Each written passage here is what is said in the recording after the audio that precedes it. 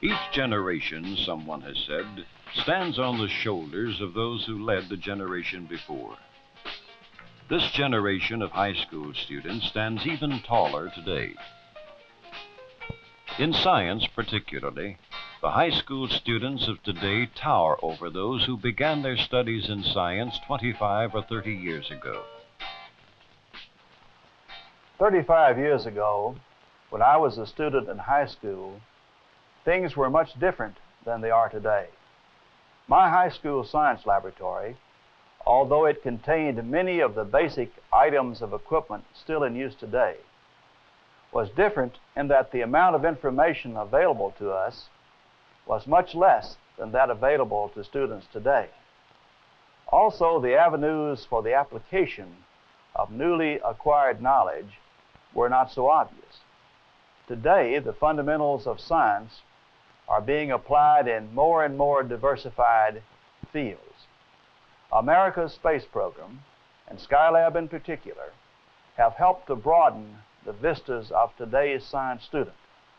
The doors of the high school science lab now open into a new and exciting world, even into the new frontier of space. Skylab's 3 missions opened the walls of man's earthbound laboratories as never before. Skylab not only extended man's vision and his goals into the expanse of space, the Skylab program extended man's ability to work in space for long periods of time and to conduct in space a series of scientific experiments ranging from the nature of the universe to studies of Earth, and even down to studies of the structure of a single human cell. Skylab made a unique contribution to science, to man's understanding of himself, his planet Earth, the sun from which the Earth receives its energy, the solar system, and space phenomena.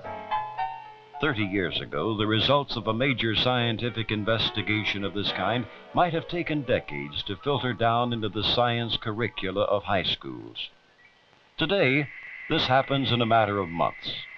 For within months of the end of the Skylab program, high school science students throughout America were observing science demonstrations televised from Skylab and designed especially for classroom use.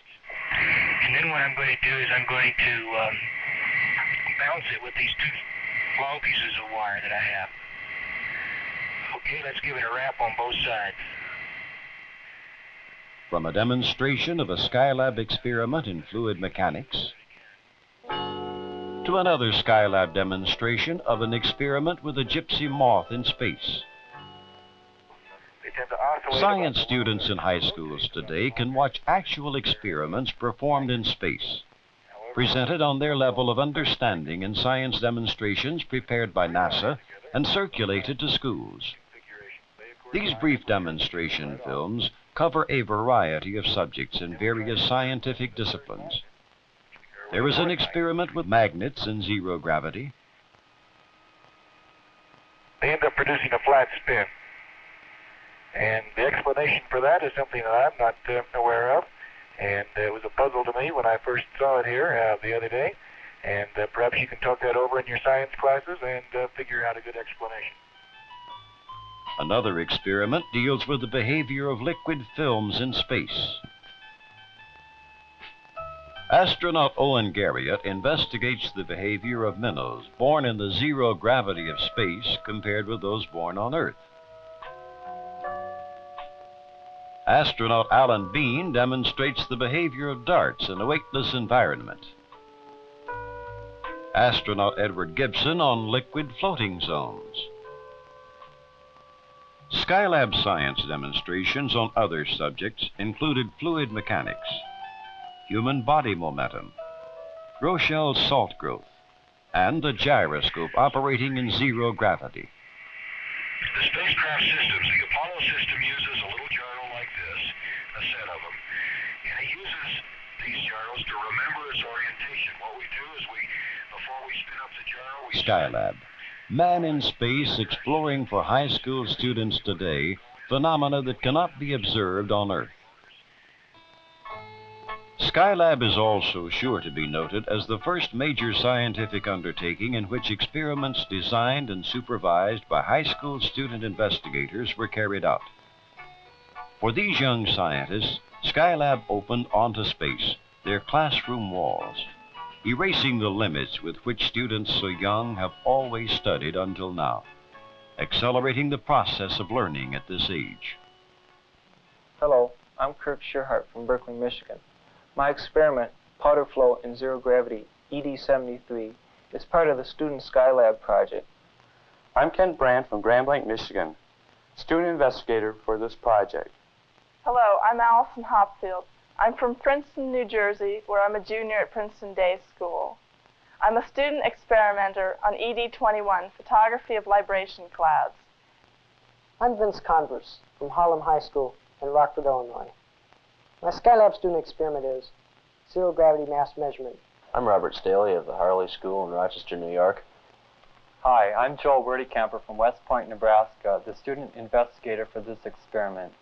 On Earth, roots grow towards gravity or exhibit geotropism, while the stems grow towards light or exhibit phototropism. I'm Donald Slack, and I'm from Downey High School in Downey, California.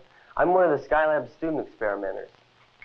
Hi, I'm Cheryl Pelt, and I'm the student investigator for the Skylab student experiment ED63. It's entitled Cytoplasmic Streaming in Zero Gravity. I'm Judy Miles. I'm from Lexington, Massachusetts, and I'm the student investigator for ED52, web formation in zero gravity. Over 3,400 students from high schools throughout the country submitted experiments for review by the National Science Teachers Association. The experiments of 25 students were selected for inclusion on Skylab. Hi, I'm Todd Meister, the student investigator for Skylab experiment ED32, in vitro immunology. All 25 students either had their experiments flown on board or were associated with NASA scientists on other Skylab projects. All these students thus remained involved in the Skylab program, a learning experience all of them enjoyed. Wouldn't you? Hi, I'm Kathy Jackson. I'm from Clear Creek High School in Lake City, Texas, which is near Houston, Texas. This is my experiment, ED41, and it's called a quantitative measure of motor sensory performance during prolonged in-flight zero-G.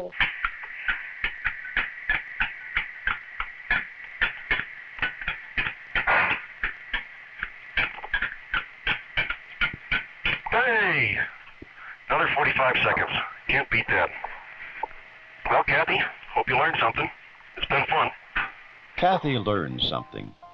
So did her fellow student investigators as they followed up their experiments after Skylab returned its experimental data to Earth. And so a new experience in secondary education began. An experience spreading throughout America's schools today, where students not only benefit from the impact of Skylab research in a wide variety of scientific disciplines, they also benefit from the fact that for these students, Skylab opened the doors, opened the walls of their schools to a limitless expanse, and opened their minds to unlimited speculation and to unlimited dreams. Teachers were limited to a textbook and what was printed in that textbook, where now they can expand to live television programs and visual aids. I mean, it stands to reason that somewhere out there floating in space, there has to be something just other than space. And we thought, well, you know, maybe in the future, we say that some of us want to be doctors or something. You know, we say, well, we're going to be like our parents. We got much more of a response to the entire program itself, you know, which I don't think we would have, the experiment that I would do, probably, I think would turn my attention toward the sun. Skylab was only the beginning. We are on the verge of an era when man will launch a whole new generation of manned space laboratories regularly served by shuttles to carry scientists, technicians, experiments, and supplies between Earth and space. As this new era of space exploration begins, Along with it will grow a new and continuously enriched educational experience for students in America's schools. An experience that will have an immeasurable impact on science and on man in the years that lie beyond tomorrow.